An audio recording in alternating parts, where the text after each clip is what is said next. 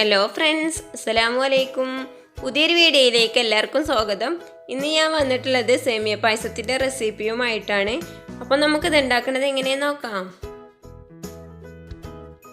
പായസം ഉണ്ടാക്കാനായിട്ട് ആദ്യം ഇതിലേക്കുള്ള പഞ്ചസാര നലിയിച്ചെടുക്കണം. അതിനായിട്ട് ഒരു പാത്രം ചൂടാക്കി എടുത്തിട്ടുണ്ട്. അതിലേക്ക് 1/4 കപ്പ് പഞ്ചസാര ഇട്ട് കൊടുക്കാം. പഞ്ചസാര പാത്രത്തിൻ്റെ എല്ലാ ഭാഗത്തും ഇതുപോലെ തന്നെ നിരത്തി കൊടുക്കുക.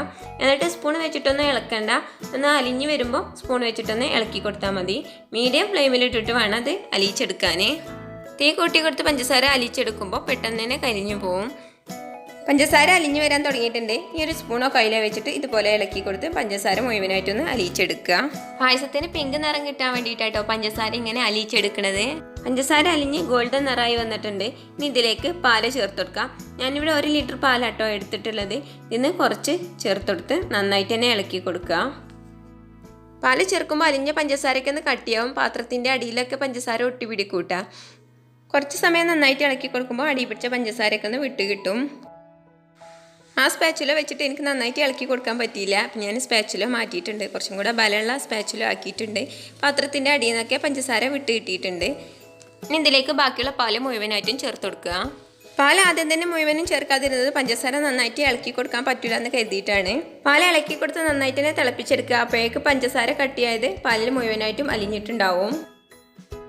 പാല് നന്നായിട്ട് തിളച്ച് കട്ടിയായ പഞ്ചസാര മുഴുവനായിട്ടും പാലിൽ അലിഞ്ഞിട്ടുണ്ട്.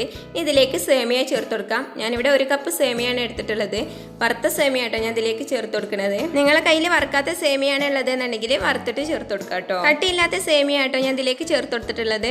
നിങ്ങളെ കയ്യിൽ കട്ടിയുള്ള സേമിയ ആണെങ്കിൽ അതായാലും മതി. സേമിയ ചേർത്തതിന് ശേഷം ഇളക്കി കൊടുത്ത് സേമിയ നന്നായിട്ട് തന്നെ വേവിച്ചെടുക്കുക. കട്ടിയില്ലാത്ത സേമിയ ആയതുകൊണ്ട് പെട്ടെന്ന് തന്നെ വെന്ത് കിട്ടും. ഇനി ഇതിലേക്ക് 3 ഏലക്കായ പൊട്ടിച്ചിട്ട് കൊടുക്കുകയാണ്. ഏലക്കായ പൊടി ചേർത്തെടുത്താലും മതി. മധുരം ബാലൻസ് ചെയ്യാൻ വേണ്ടിയിട്ട് 1 പിഞ്ചുപ്പും കൂടെ ചേർത്ത് കൊടുത്തിട്ടുണ്ട്. ഈ ഹൈ ഫ്ലെയിമിലിട്ട് പാല് നന്നായിട്ട് തന്നെ ഇളക്കി കൊടുത്ത് തിളപ്പിച്ചെടുക്കുക. അപ്പോഴേക്ക് സേമിയ നന്നായിട്ട് തന്നെ വെന്തിട്ടുണ്ടാവും. ഈ സമയത്ത് നിങ്ങൾക്ക് ടേസ്റ്റ് ചെയ്ത് നോക്കാം കേട്ടോ. നിങ്ങൾക്ക് ഇതിലേക്കാളും മധുരം വേണമെന്നുണ്ടെങ്കിൽ മിൽക്ക് മെയ്ഡോ പഞ്ചസാരയൊക്കെ ചേർത്ത് കൊടുക്കാം. ഞാനിതിലേക്ക് അതൊന്നും ചേർക്കണില്ല കേട്ടോ. എനിക്ക് ഈ മധുരം കറക്റ്റ് ആയിരുന്നു. പാല് നന്നായിട്ട് തിളച്ച് സേമിയ വെന്ത് വന്നിട്ടുണ്ട്. ഇത്രയും കട്ടിയാട്ടോ ഈ പായസത്തിനുള്ളത്. നിങ്ങൾക്ക് ഇതിനേക്കാളും കട്ടി വേണമെന്നുണ്ടെങ്കിൽ കുറച്ച് സമയം കൂടെ ഒന്ന് തിളപ്പിച്ചെടുത്താൽ മതി. ഇനി നമുക്ക് ഫ്ലെയിം ഓഫ് ചെയ്യാം. തണുക്കുമ്പോൾ ഇതിനേക്കാളും ഒന്നും കൂടെ ഒന്ന് കട്ടിയായി കിട്ടും കേട്ടോ. അതിൻ്റെ പേരിലാണ് ഞാൻ ഇപ്പോൾ ഫ്ലെയിം ഓഫ് ചെയ്യുന്നത്. അപ്പം നമ്മൾ പായസം ഇവിടെ റെഡിയായി. ഇനി ഇതൊന്ന് വറവിട്ടെടുക്കണം. അതിനായിട്ട് ഒരു പാനിൽ 1 സ്പൂണ് നെയ്യ് ഒഴിച്ചെടുത്തിട്ടുണ്ട്. നെയ്യ് ചൂടായതിനു ശേഷം കുറച്ച് അണ്ടിപ്പരിപ്പും മുന്തിരിയും കൂടെ ചേർത്ത് നന്നായിട്ട് ഇളക്കി ഗോൾഡൻ നിറാക്കി എടുക്കുക. അണ്ടിപ്പരിപ്പും മുന്തിരിയൊക്കെ ഗോൾഡൻ നിറായി വന്നിട്ടുണ്ട്. ഇത് പായസത്തിലേക്ക് ഒഴിച്ചു കൊടുക്കാം. അപ്പോൾ ഇത്രയേ ഉള്ളൂ. നല്ല ടേസ്റ്റി ആയിട്ടുള്ള, കാണാൻ നല്ല ഭംഗിയുള്ള പിങ്ക് നിറത്തിലുള്ള സേമിയ പായസം ഇവിടെ റെഡി ആയിട്ടുണ്ട്. നിങ്ങൾ സേമിയ പായസം ഉണ്ടാക്കുമ്പോൾ ഇതുപോലെ ഉണ്ടാക്കി നോക്കിയിട്ട് അഭിപ്രായങ്ങൾ കമൻറ്റ് ബോക്സിലൂടെ അറിയിക്കുക. നിങ്ങൾക്ക് എൻ്റെ റെസിപ്പി ഇഷ്ടപ്പെട്ടാൽ സബ്സ്ക്രൈബ് ചെയ്യുക, ലൈക്ക് ചെയ്യുക, നിങ്ങളുടെ ഫ്രണ്ട്സിനും ഫാമിലിക്കും കൂടി ഷെയർ ചെയ്തെടുത്ത് സപ്പോർട്ട് ചെയ്യുക.